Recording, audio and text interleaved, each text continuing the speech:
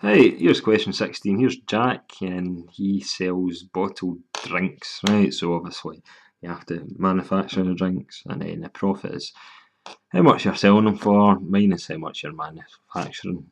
So what we've got here is got how many variables have you to use. So we look at how many separate bits of information is Jack either going to have to ask, or is Jack going to be calculating. So got manufacturing costs, so it's the cost of water plus flavouring plus labour, and then the profit is how much you're selling them for minus all that.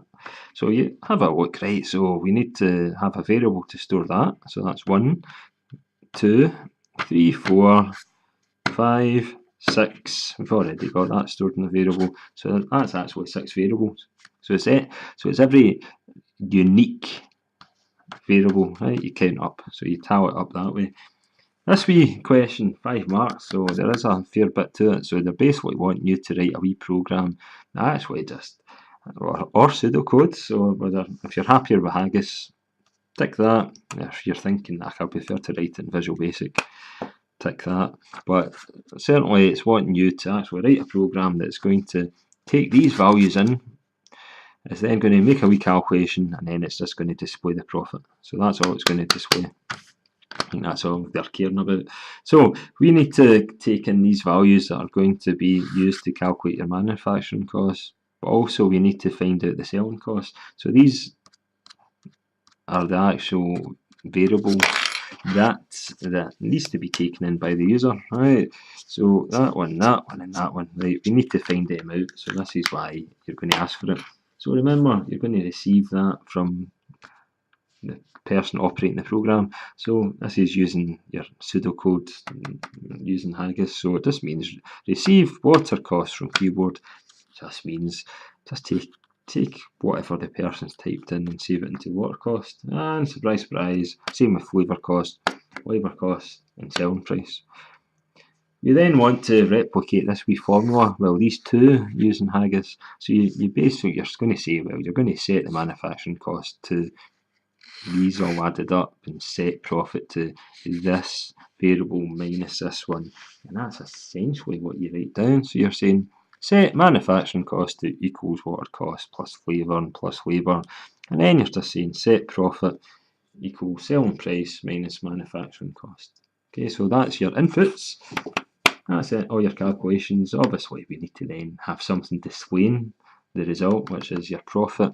So you want to send that to a screen. And that's exactly what you do. You just say send profit to display. So input all your calculations and then just output it. So that's your 5 marks. So I'll let you have a wee look at that. Right. And each line of these should be a line of code. So if you have it, you've ticked that one. I think that's for you to maybe even write down the programming language. Then it should probably be the same length. Next wee program is the cost of water, right? It's either going to be between 10p and 50p, and Jack's wanting to make sure nobody enters something that's not in that range. So if you want to make sure that the input that you've entered is valid, well, it goes in what I've just said. It's a standard way of making sure that the input is valid. We use input validation. So we want to make sure if somebody enters something less than 10 or above 50, then it just keeps on asking until it's within the correct range. So if it's not in the correct range, right, so if it's not something that should be entered, it's called exceptional. Right, so 0.5, 5p is less than the lowest value it should be entered. 45p, that's a pretty normal value to enter, so that's why it's called normal testing. And this is the smallest value.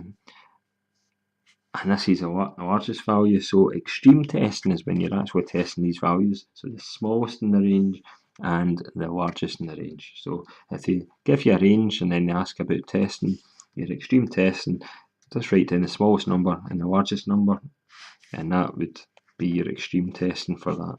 Obviously there might be other parts in the program you're having to test, conditions, etc. But for this one, these are your extreme. And that's question 16.